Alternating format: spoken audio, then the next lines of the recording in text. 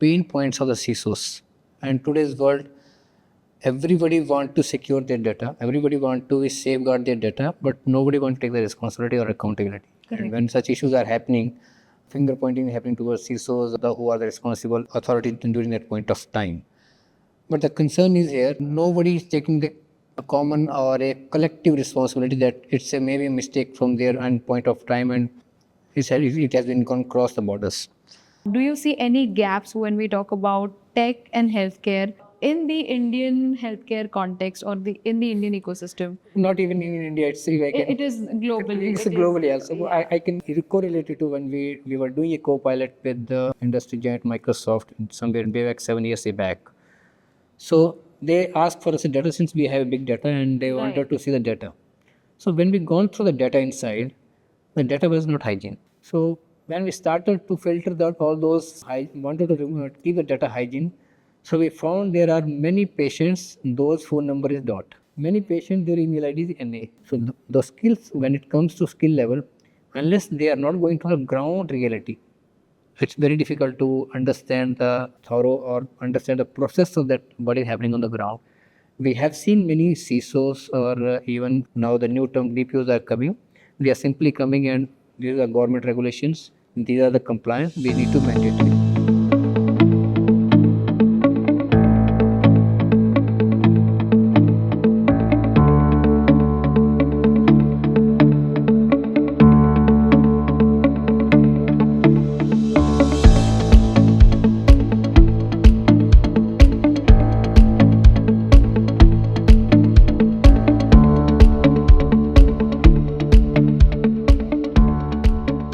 Hello, you're watching The Mainstream. I am Simran Shivalkar, your host for today. We are in Chennai witnessing the latest edition of Emerge Tech, the Multicity Roadshow brought to you by The Mainstream. Today I'm joined by Mr. Natish Chauhan. He is from Apollo Hospitals. He leads the IT infrastructure as well as the information security. Thank you once again for joining us today. And if you could tell us a little bit about today's experience, how has it been so far? First of all, thank you for the invitation for this and having such kind of gathering or forums where we can express and gain the knowledge in terms of what are the pain points for information security domains. If you can repeat your question, I'm sorry. Absolutely, Yeah. yes. Let's begin with your experience. Can you tell us how has the event been so far with a lot of discussions around AI, leadership, emerging technology? How do you see this journey? As I mentioned, such forums where you are precisely touching the pain points of the CISOs.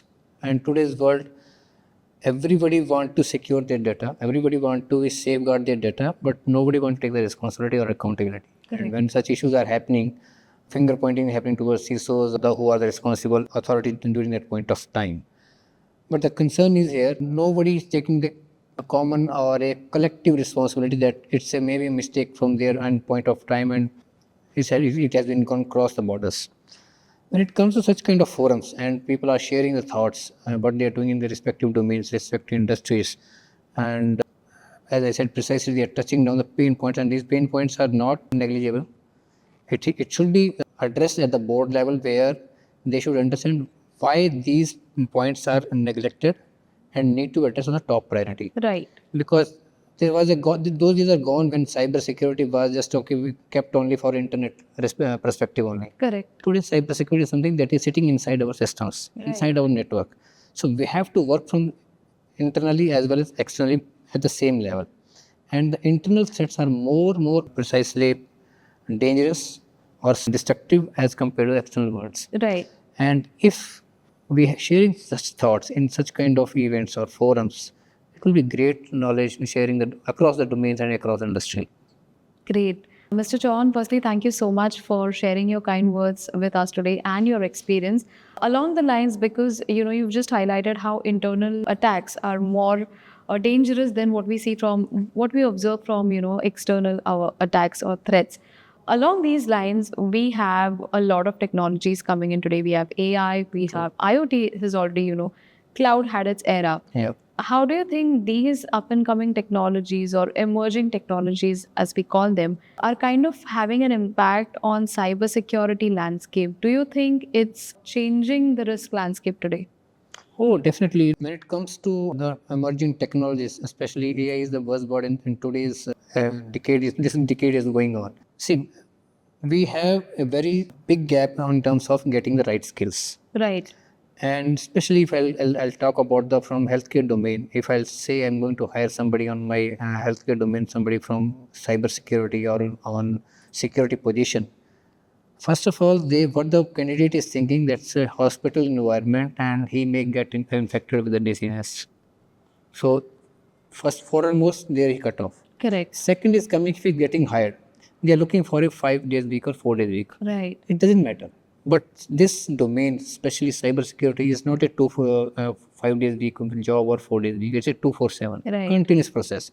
So looking for such kind of skill and onboarding for 247 is very difficult. If you have such kind of emerging tools like AI is coming up, and if any tools are leveraged with the, I would say, the genuine AI data or hygiene AI data, and that is helpful to understand the industry perspective, industry's keywords, what are the pain points on that, and helping the finding of the solutions, not only finding out identification and then going to the whatever the MITRE or NIST frameworks are there across that. If it is happening in that flow, then we'll be having a very less manual presence over requirement is there, and definitely it is going to reduce our time. Even yesterday I was in some other forum and they were saying to identify a risk in any network, it took 277 days in current scenarios where we have even AIs are coming up, all those things. But when it comes to real time, we have to find it in hours or minutes. Right. Otherwise, destruction is more. Right. So when we have tools and identification is happening in a small time, in fraction of seconds or minutes, even hours also, that destruction can be reduced to a kind of less destruction. I cannot say the destruction will not be zero minimized, but it is been neutralized to a minimum level. Correct. And definitely not on that part. So ongoing, if this data is being fed into such a way that into the engine that data is completely hygiene, irrespective to the domain, irrespective to the skills what is available in the domain, definitely you will achieve those. We can reduce from this 277 days to 2 to 3 days. And I have personally seen that even there was an incident actually, and there was our security solution provider on the board, and he was working on to identify and track the pattern. And it took 4 days to him as a security practitioner. Right. If he took that 4 days, though he had a good team and they're working on, especially when that is a focused environment, right? Correct. If they're taking 4 days, a layman like us or like those who don't understand the cybersecurity, he may never understand how much time it will take. And the pattern of these attacks are different every time. So if you have a leverage kind of tools, AI tools, or maybe not even full-fledged AI tool, but semi AI tools, that will definitely reduce to pain points on this area. Thank you so much. Well, I absolutely agree with that, because from the kind of conversation that even I'm having with cybersecurity leaders or CISOs, it's also seen or observed that today cybersecurity leaders or practitioners of cybersecurity, CISOs, are viewed as business enablers and not just leaders who look over the security or the resilience part of the business. So what is your take on this? I would say in different aspect, not even business leader. They are the protectors. Like you can compare them to the soldiers who is working on the field or on the borderline, right? They are not protecting themselves here. They're protecting the whole nation, irrespective in any country, right? Similarly, here the CISO, the cybersecurity leaders, they are protecting the whole organization. Right. Because when any breaches happened, no matter how much loss you happened, that you can recover in some point of time. But the brand loss, image loss, and trust within the customers, that to gain that again, it will take some more time. And definitely, if it is taking more time, the more the kind of benefit towards the business is challenging. Right. So they are the holistic protector of your organization, not only data. Absolutely, absolutely. And because you're leading the information security and the entire infrastructure at Apollo hospitals, healthcare is, when it comes to innovation and adopting tools and technologies like AI, especially in a healthcare ecosystem, it becomes a little tricky and little challenging. True. How do you think, do you see any gaps when we talk about tech and healthcare in the Indian healthcare context or in the Indian ecosystem? Not even in India, it is globally. It's globally also. I can correlate it to when we were doing a co-pilot with the industry giant Microsoft somewhere way back 7 years back. So they asked for us a data since we have big data and they wanted to see the data.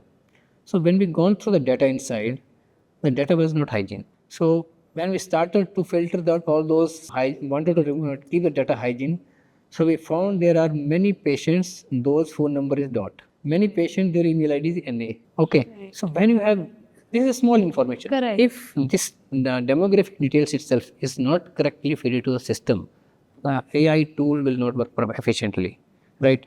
So after that, what we did, we have make some fields to be mandatorily field, and it should be effectively work on that, like phone number, your demographic details, your gender, your geolocation, and if you have any past history. After that, when we got this patient and this records of almost 40 to 50,000, we did a pilot on that, and we taken some consultants on that. Now we are going to feed this system, this information to the AI engine, and we'll see how the predictive score will come or it identify a cardiac kind of any issues that in any patient or any healthy person. So the doctor said that time that if you are able to achieve 70-75%, it will be a great achievement for us. So that will reduce our burden. Right. And we did that with the help of Microsoft, and even that information is available on the YouTube also, public domain. And the score we achieved 92 to 93%. It was phenomenal actually in that. Right. And from there we started working on that AI part, and not even as a tech lead, even management had understood the power of AI, what it can do. So right now in Apollo hospitals, when we are doing preventive health checkups for any patient, and it is a mandatory for our existing employees also. So it is predicting your next 5 years, any chances are there for a cardiac arrest, any chances are there for a stroke or any other symptoms which are related to cancer or something else. So even those predictions are happening for a patient and he know before that any issues are happening, he can go and cure it. Absolutely. Yes. So it's definitely helping on that, and we are working on with the same pilot version for the next level. And I think neuro is our next target, what we are working as of now. Fantastic. Yeah. And lastly, from from a leader's perspective, any best practices or key recommendations for next generation of cybersecurity leaders or practitioners? Any skill set that they should look up to, or any practices that they should follow? You go to the market anytime, there are a lot of online, offline institutes, training institutes, documents, PDF available, books are available. But unless you are not entering to a specific domain on the ground level, you will never understand the behavior of that particular threats or particular breaches or particular loopholes on that particular domain. I'll quote one example over here. We have a X-ray machine, right? And those X-ray machines are good enough working right away also. But to operate those X-ray machines, we need to have a system to operate like a console. Right. To access that one, right? Right. And those consoles are not on the latest system. They are in such a system which is not even supported by the OEMs also, right? So we have a challenge on such devices, but the devices are working for the patient healthcare. So we have to continue. Now, if you are not understanding that pain point, because if I have read on the theoretical or training that we need to eliminate that device from the network, it is going to the cost plus not giving any outcome to the organization. It is going to extra cost for the organization. Right. So we have to work in such a solution where it should be also protected, whatever the machine is there, and organization interests are also protected. Absolutely. So unless you are not work on the ground, that what that machine behavior is, how it is going to operate, and how we can isolate from the network, but it should work. You will not never understand that pain point. So the skills, when it comes to skill level, unless they are not going to the ground reality, it's very difficult to understand the thorough or understand the process of that what is happening on the ground. We have seen many CISOs or even now the new term DPOs are coming. They are simply coming and these are government regulations. These are the compliance we need to mandatory. Correct. Point taken. But you cannot do it overnight. It will take some time. Absolutely. If I'm happy, I have a central management console. From there, I can deploy it overnight or within fraction of minutes, I can deploy it. But the challenge is over there, what is the impact of that organization business? Nobody analyzed that one. So unless you're not analyzing that impact, it's difficult to do overnight, and we have a limited time to finish that activity also. I understand their point also. We should comply to the regulations, comply to the compliance, but not in such a short way. So if we understand that, okay, for execution and the impact of execution will be like that, he should be coming to proper plan. So he has to be get into ground reality. Absolutely. So ground reality is a must for anyone whoever is coming to the picture. Right. Well, I think this conversation has been super insightful, and I'm sure our viewers and listeners have a lot to take away from this dialogue. So, thank you so much for joining us today Happy to be and here. sharing the screen with me. Pleasure, Mrita. Yeah.